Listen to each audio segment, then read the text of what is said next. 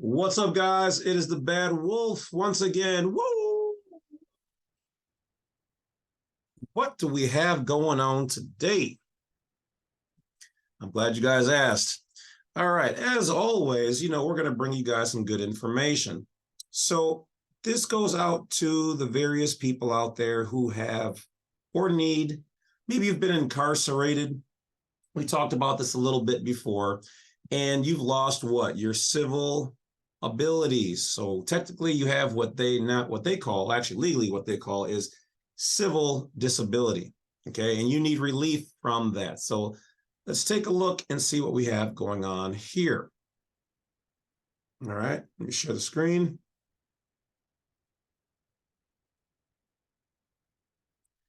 All right, so as you see here, we're at the United States District Court. All right.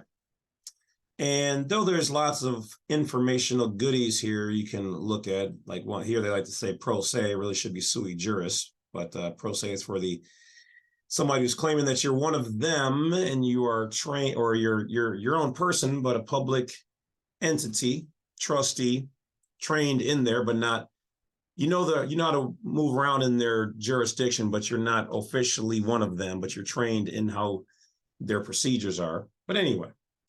So relief from civil disability. A civil disability occurs when a person, okay, we don't know what type of person, doesn't say natural person, but we'll leave that alone for now, is convicted of a felony and loses certain civil rights. Okay, you're not civil mortuus, you're not dead in their jurisdiction, you just lost your rights in their jurisdiction. So like the right to bear arms, I personally know a lot of people who have lost this ability. Okay, and you cannot obtain licenses. So for certain activities like driving, so if you can't drive, you can't hunt, you can't carry a firearm, or you guys know somebody who cannot do these things, did you know that there is remedy for this? All right. So these people are persons who are prohibited from possessing those benefits and privileges. Okay, now remember, this is on the public side. All right, there are remedies on the private side for said things.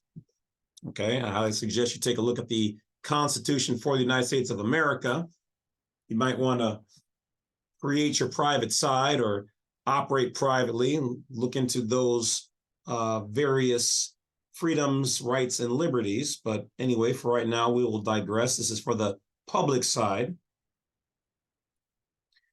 You must apply for relief from that civil disability. So right now, literally, essentially all of us have a disability. That's the way they look at all of us, is that we have a type of disability. So, but the ones who have a public civil disability, in other words, what I'm trying to say is that they look at all of us as being incompetent, which to some degree many people are. And though we are supposed to be the beneficiaries, which means, yeah, we're supposed to sit back, relax, and enjoy our turn. Service us. That's what you trustees are there for. Okay. So, but here, they're just talking about these specific rights, certain civil rights, okay? When we go into their jurisdiction, we have essentially waived our rights from the Constitution for the United States of America, and now we're enjoying the state's jurisdiction and constitution. So in one aspect, that's a disability, okay? But anyway, not to get too confusing on how all this works. So to have the order suspended, which prohibits owning or possessing a firearm or being able to do these things. So the procedures. Okay, there are two avenues a person must take when attempting to get relief if they were convicted in a U.S. district court.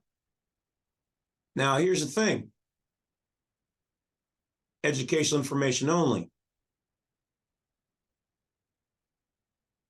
Were you convicted in a different court, a lower court? Because if it wasn't federal, then it wasn't judicial. So you might want to have somebody take a look at that. Not me, I'm not qualified. It's not what I do. But if you got convicted of something, you need to determine if it was a lawful conviction or a legal conviction. Those are two separate things. Either way, this same merit works for both jurisdictions. They must be cleared by both the United States Department of Justice as a presidential pardon on the federal level. Okay, so I was just talking about.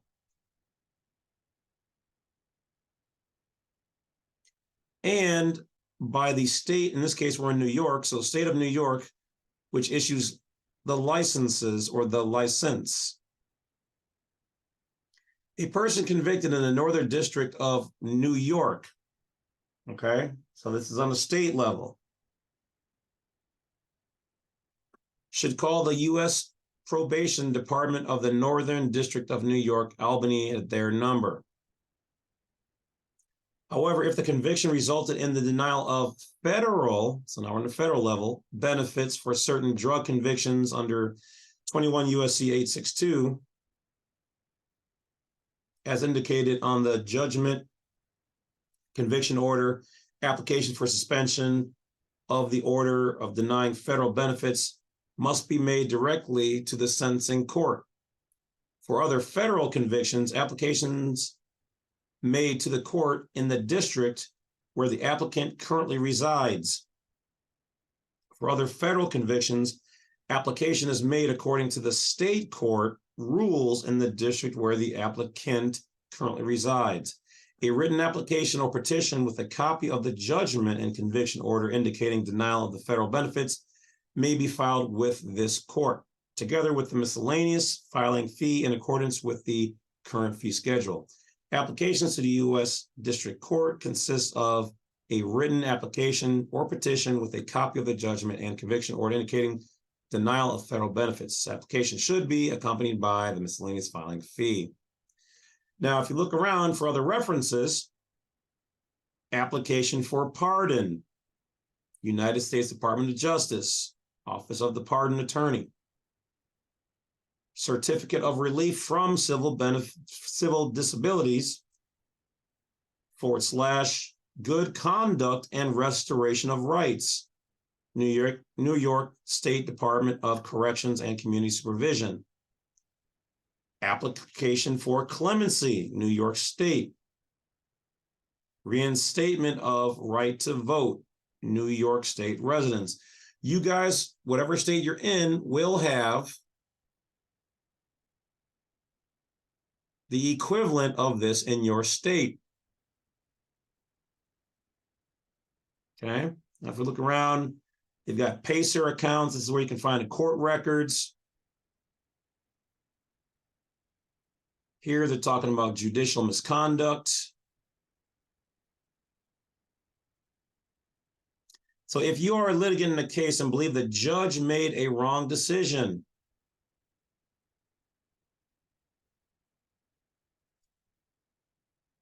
okay, it says here, even a very wrong decision, you may not use this procedure to complain about the decision.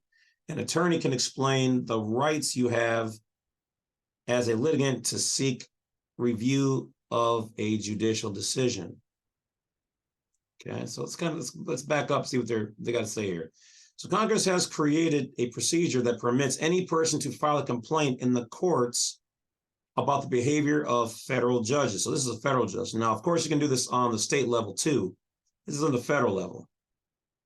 Okay, so but here it says, but not about the decisions federal judges make in deciding cases. Almost all complaints in recent years have been dismissed because they do not follow the law about such complaints. The law says that complaints about judges' decisions and complaints with no evidence to support them must be dismissed. So you must come right and proper, okay? But for those who've done it right, all judicial misconduct complaints in Northern District of New York are handled by the Second Circuit Court of Appeals. To file a complaint with the Second Court of Appeals, visit Judicial Conduct and Judicial Disability Procedures page, this one right here.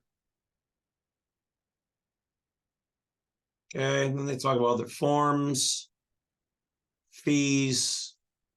Most of the time they have a fee waiver file, or you can contact the clerk and ask them about how to waive the fees. Okay, you can look up your attorney right here. All right, information on self-representation.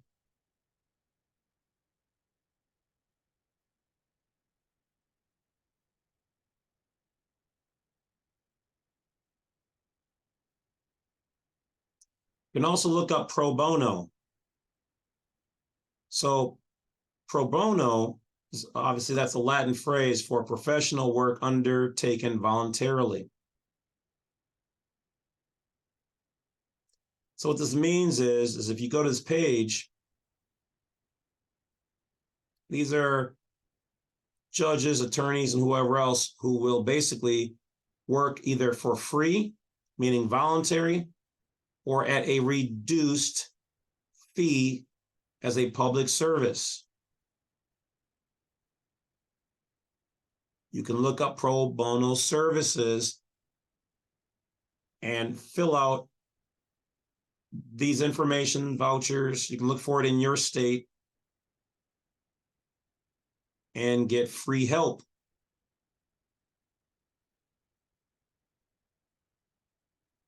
So there you have it.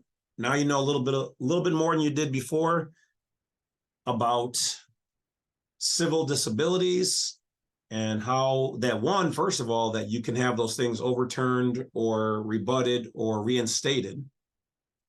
And now you also know about pro bono, which means to have them do it for free. Maybe you've got something you want to have them look over, or you're filing a case against an official or an entity, whatever it is, and you can use pro bono services. You can also, for a discounted fee, find a paralegal. Remember, a paralegal is somebody who works for the lawyer, attorney, or whoever else, and they are trained in learning the art of being a lawyer. A lot of times, well, most times, lawyers use them, and these people work underneath them so that they can learn how to do everything. But in fact, really what it is that the lawyers have them do everything, and they must have it done perfect. The lawyer will look it over just to make sure everything looks good because they've already been formally trained in it. But when you have a lawyer do it, they're going to wax you on price. So you find yourself a paralegal who will do it for a reduced fee. All right, guys, that's it. Just a little bit more advice, information, guidelines on how to move in the private, getting back your rights and freedoms and liberty, and how to be a private person the right way. That's it, guys. Take care. The Wolf is out. Appreciate you. Talk to you later. Don't forget to hit that bell, like, and